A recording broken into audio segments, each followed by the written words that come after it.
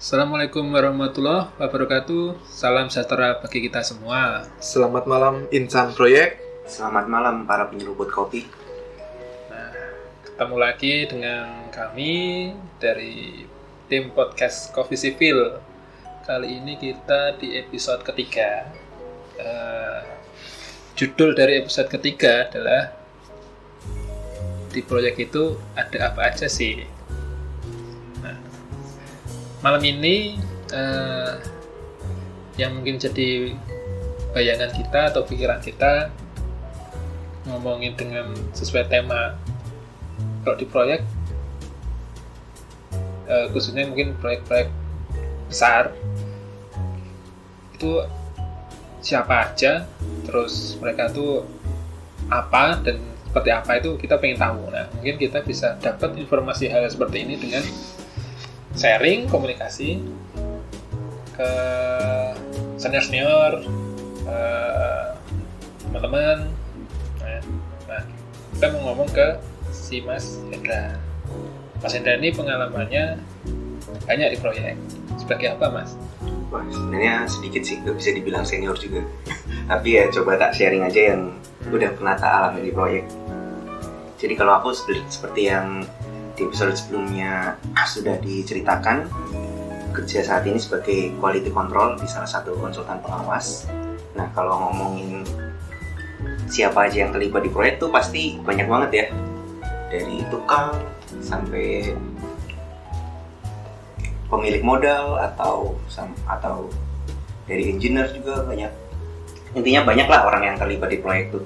Tapi kalau diklasifikasikan secara garis besar tuh ada tiga bagian sih. Tiga bagian. Ya, itu dari owner, konsultan pengawas, dan kontraktor. Owner, konsultan pengawas, kontraktor. Tiga ini harus. Yang pasti harus ada itu owner dan kontraktor. Tadi yang kedua konsultan. Konsultan pengawas. Ini untuk kita bicara kalau proyek yang sudah jalan ya. Ya. Karena konsultan tuh ada di awal, juga ada konsultan perencana sih. Nah, ini Mas Hendra yang mungkin misalnya aku sendiri ya, kalau zaman kuliah itu nggak tahu nih kalau ternyata ada konsultan pengawas.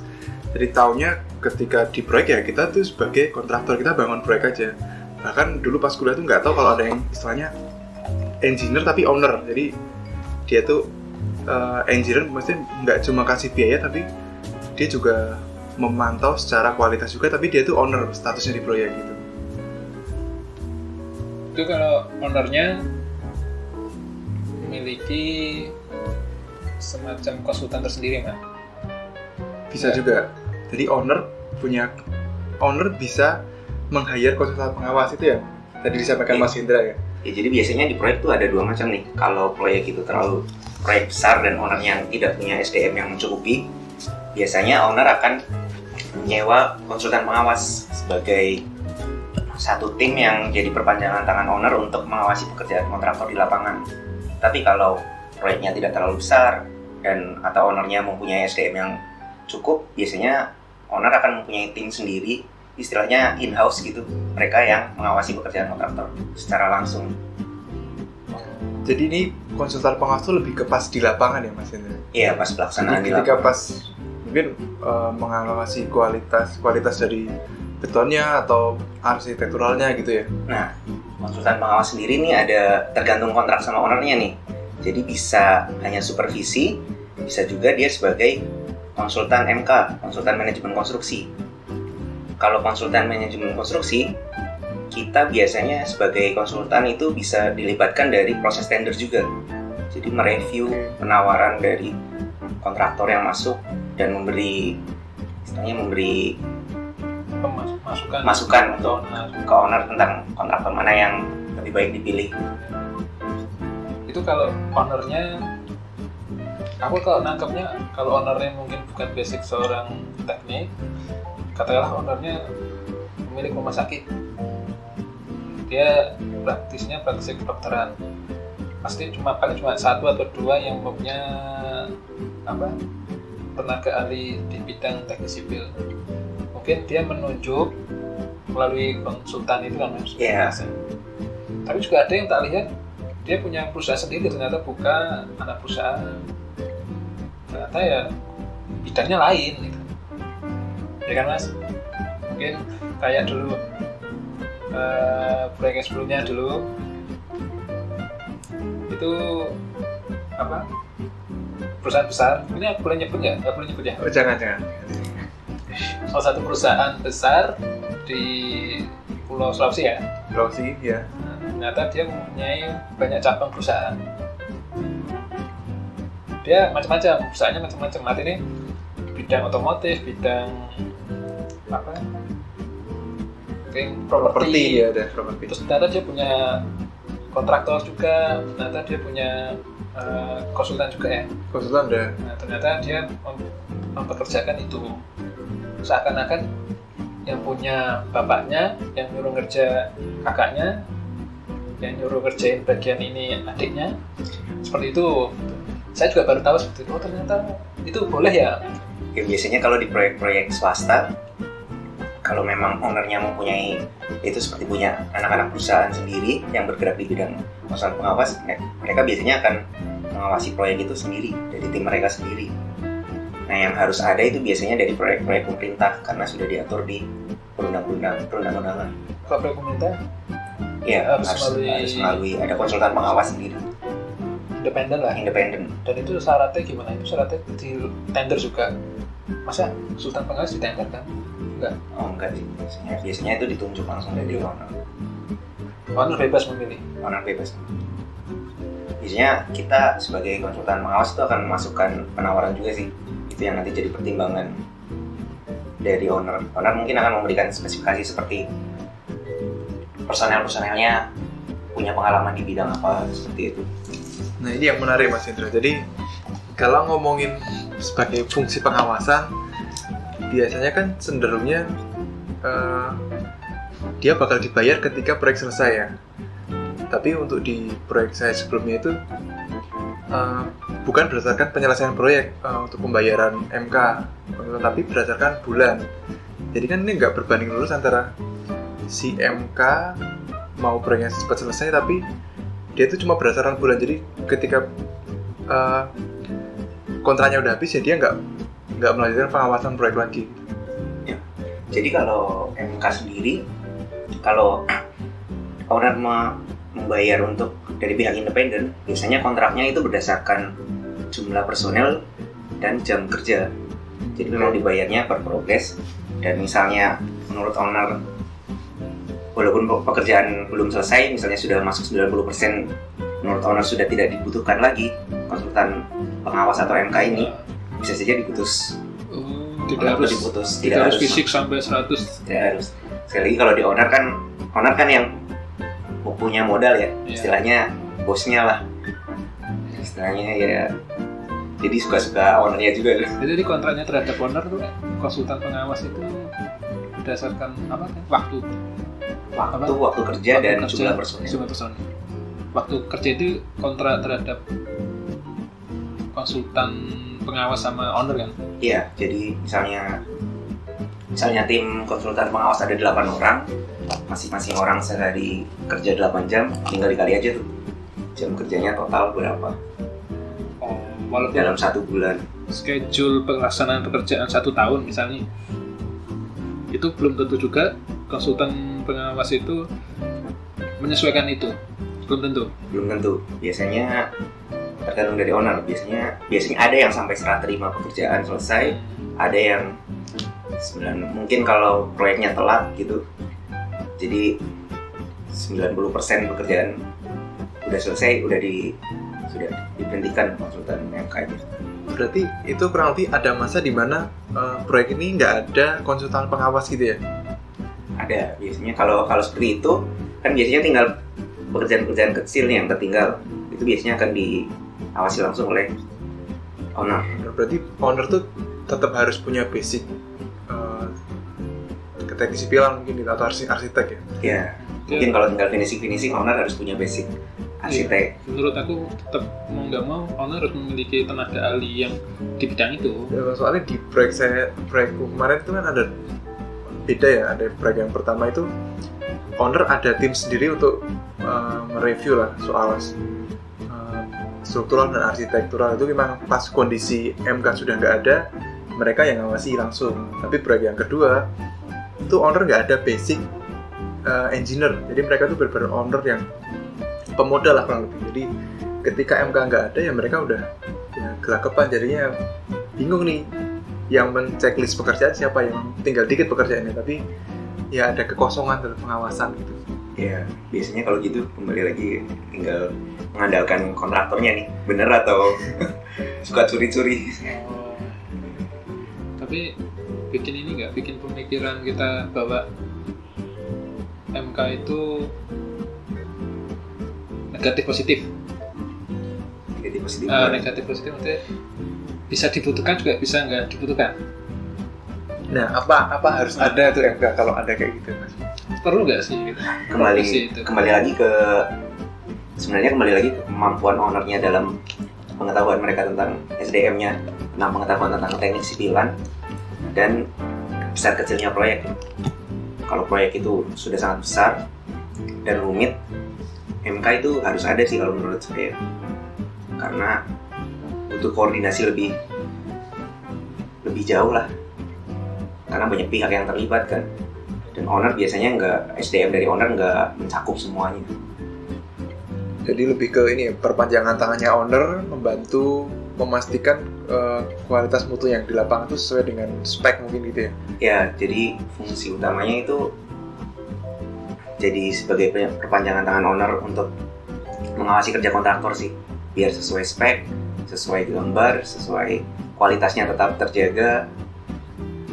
Dan ada juga tergantung kontraknya nih, kontrak supervisi atau kontrak MK. Kalau kontrak MK kita juga mengatur tentang progres nih, harus bisa menjaga proyek tetap sesuai jadwal, dan kalau ada keterlambatan bagaimana mitigasinya, bagaimana penanggulangannya. Kalau kontraknya hanya supervisi, kita hanya sebatas dari kualitas di lapangan harus benar-benar kita jaga. Cukup menarik ya, Menarik. Saya juga membayangkan bahwa teman sih bilang MK pengawas itu pintunya untuk kontraktor gitu. Ini statement teman saya, dia pintunya, dia bisa menutup rapat, juga bisa membuka lebar-lebar. Bagaimana tergantung seorang kontraktor itu melakukan pekerjaannya sesuai dengan koridor. Nggak tahu ini bagi Mas Indra sesuai dengan itu apa enggak. Kalau teman saya sih bilang bisa ditutup rapat-rapat, artinya benar-benar kaku sekali, atau bisa terbuka los itu, secara tanda kutip.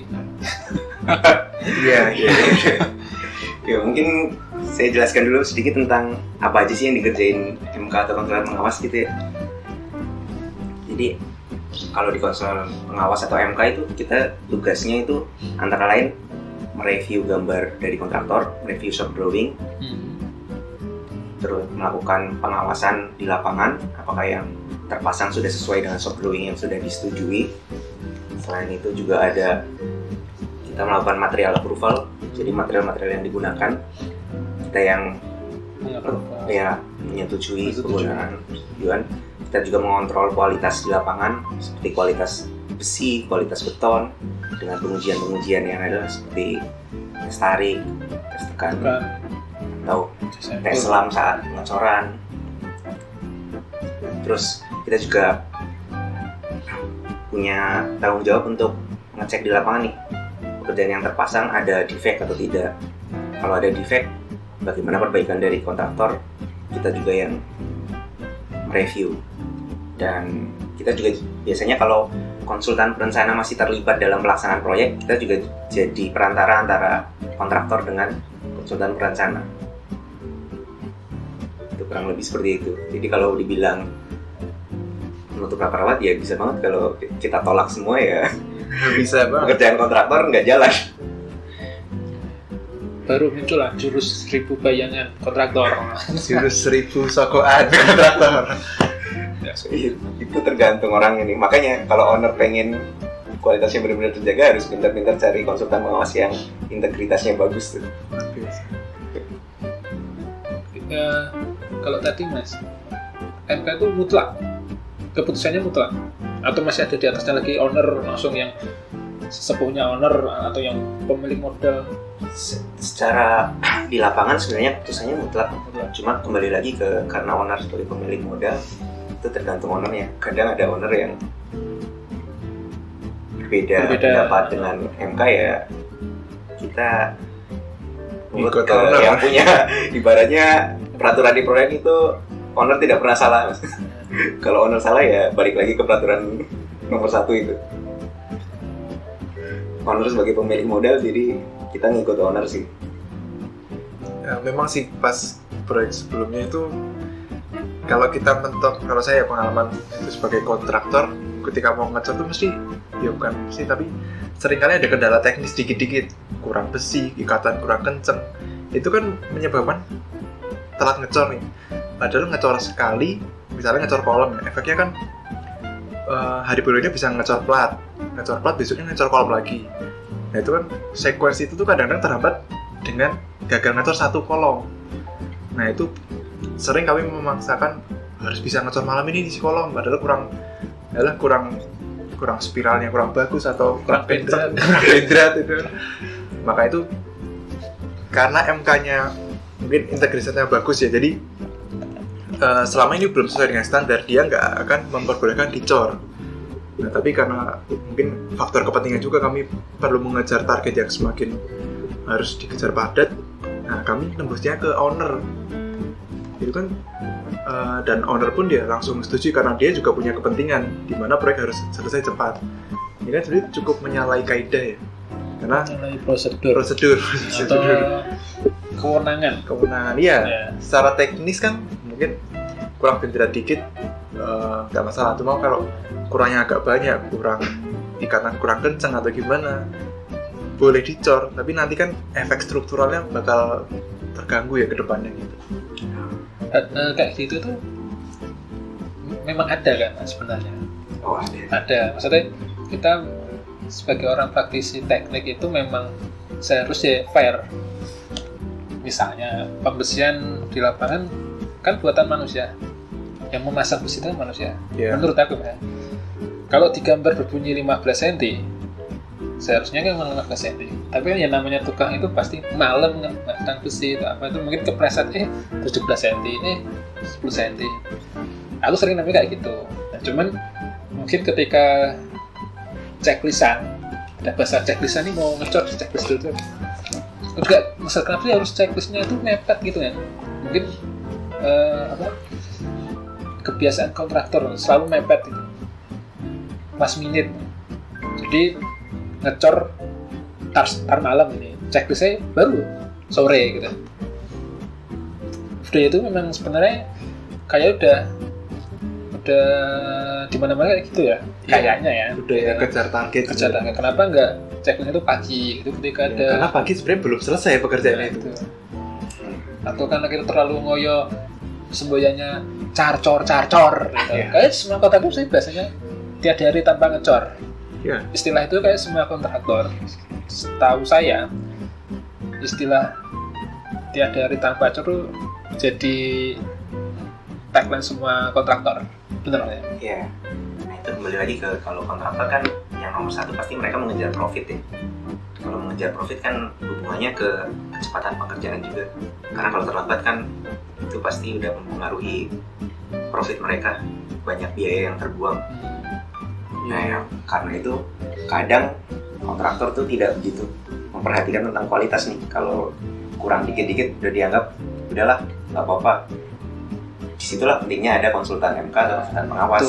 Dia sebagai pintu, bener ini ini masih keliru. Cuman ini saya sebagai orang kontraktor ya sih kan. Pak ini kan cuman besinya cuman geser tadi 15, ini cuma 17 cm. Kan cuma satu tuh, yang paling random itu kan secara visual, nggak semua blok kayak gitu semua 17 cm gitu. Itu kembali lagi ke konsultan pengawasnya sih mas. Dia kalau sebenarnya kalau kurang hanya tidak terlalu prinsipal, seharusnya tidak dipermasalahkan atau bisa dicarikan solusi di lapangan. Toleransi ya. Iya, ada toleransinya teknik sipil itu. Kita sama-sama bahas cari solusi bersama di lapangnya seperti apa. Kecuali kalau benar-benar sudah ke prinsipal, misalnya ada perubahan dimensi atau Ya, benar-benar itu baru fatal. Ya, Bisa, itu. bisa. terkadang juga kalau sampai seperti itu kita sebagai konsultan pengawas nggak bisa memutuskan di lapangan tuh, kita harus kembalikan lagi ke perencanaan. ya. Tapi ada mas gini, ini cerita apa? Pernah ketemu dengan pengawas yang mungkin masih terlalu baku banget gitu. Di gambarnya berbunyi gitu, dia ngikutin gitu. Sampai pakai jurus, ayo pak ngopi dulu, nggak mempan. Nah, kadang kita pikir apa karena dia mungkin belum jam terbang, tapi ketika diambil alih yang lebih senior, udah mas gampang kayak gitu, saya izinkan cor. Kayak gitu tak pikir-pikir ya mungkin karena dia jam terbangnya belum atau terbiasaannya belum. Ya, apa istilahnya itu di lapangan engineering feelingnya ya. Yeah. Dia merasa ada ketidaksesuaian itu masih dalam batas toleransi. Jadi masih oke lah. Atau mungkin juga ada di belakangnya tuh dia belum tahu kepentingan tersebut. Bisa. Bisa jadi karena dia masih newbie kan, masih polos. Dia hanya mengikuti literatur gambarnya, dimensinya seperti ini, tulangannya ukurannya seperti ini, jaraknya di dimensi ini. Iya, iya.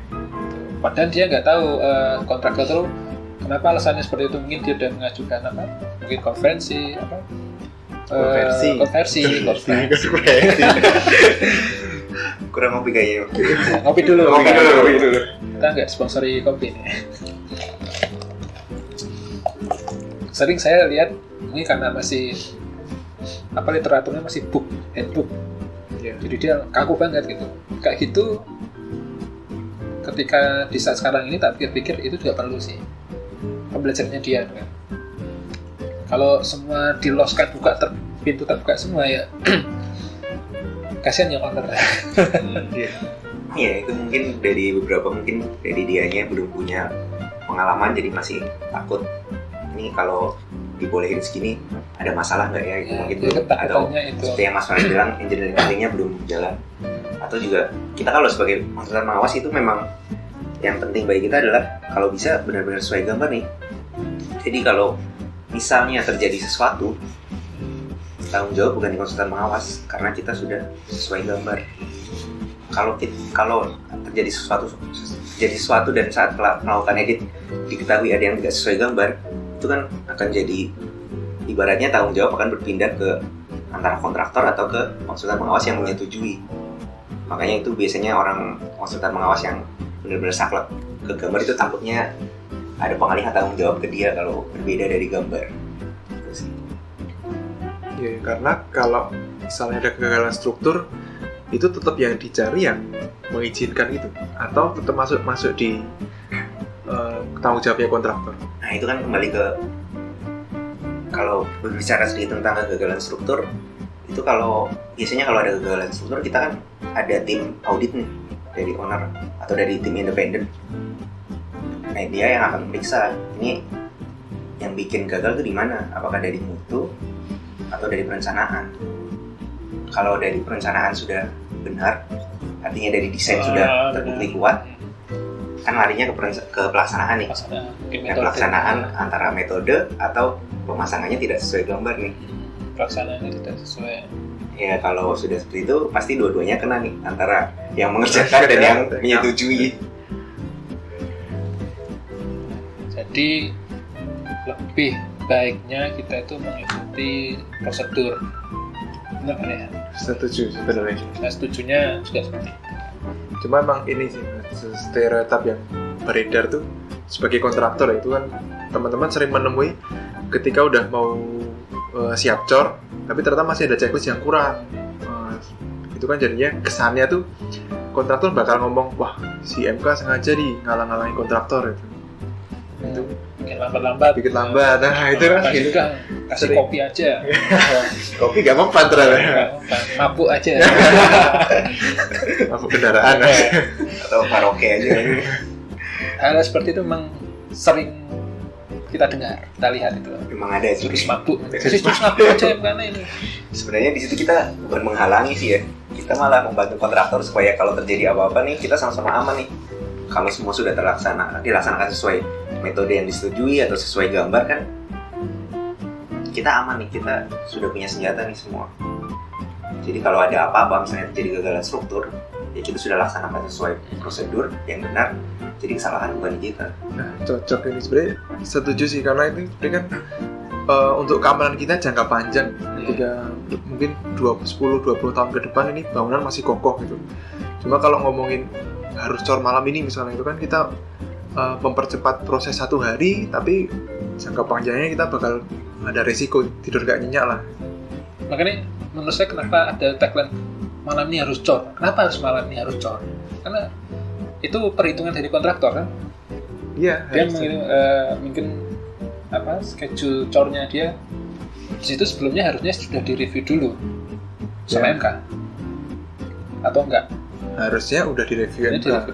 Artinya kontraktor mengajukan pengajuan schedule ke MK baik dari pelaksanaan dan perencanaan, mungkin material sudah siapkah, terus apa gitu harusnya sudah benar-benar siap gitu kan. Iya.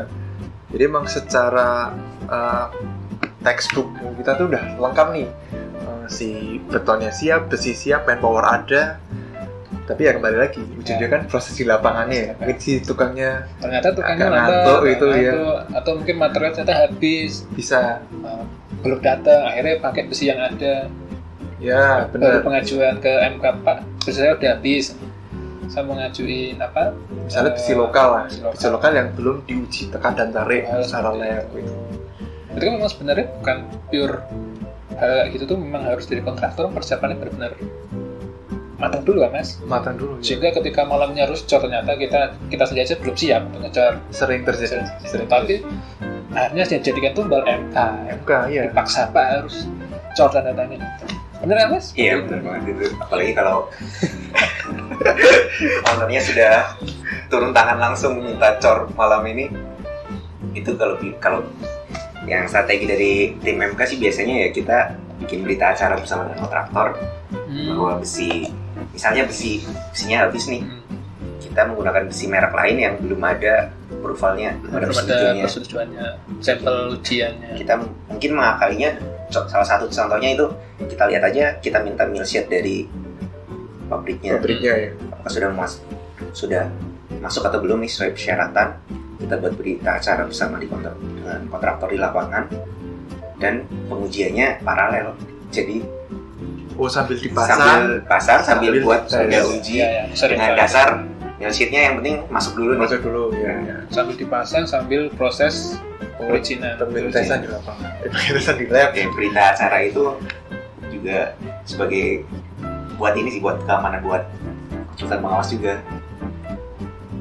Jadi kalau ada apa-apa ya, kalau hasilnya memang tidak masuk ya tanggung jawab buat konsultan pengawas. Kita sudah mengingatkan, nyari aman sama ya juga perlunya.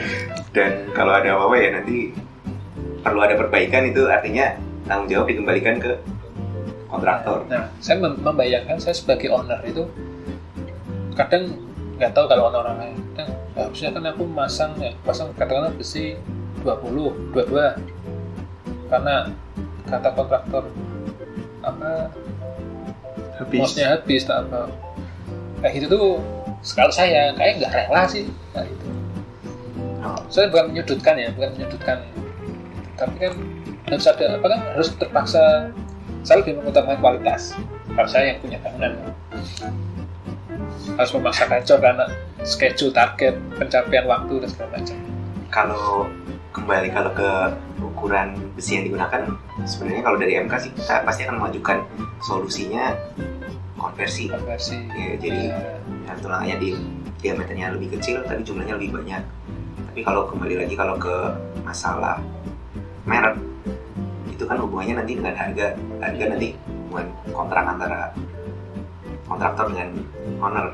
Itu mungkin nanti hitungannya belakangan, itu sudah bukan. Kalau saya tidak akan saya setujui. Sudah bukan kewenangan MK lagi. Bapak nyusahin kontraktor emang sukanya. Saya memiliki setujuan saya dulu meng-hire konsultan perencana seperti itu. Saya nggak mau ngubah itu, pusing maksudnya. Jadi ini cukup menarik sih. Soal di proyek itu apakah perlu ada MK apa enggak? Menarik sebenarnya. Menurut saya memang perlu. Saya sebagai owner perlu gitu. Mungkin Bapak sebagai kontraktor nggak perlu kali. Gitu susah ya. Bikin susah ya. Tapi sebenarnya setuju sih, butuh MK untuk ya sama-sama menjaga lah sebenarnya. Kalau dari saya sih pasti itu perlu banget. Perlulah Bapak Perlu. digaji. Karena sumber pendapatan saya dari situ. Nggak, di luar itu walaupun independen atau dari owner langsung, itu sangat perlu sih. Cukup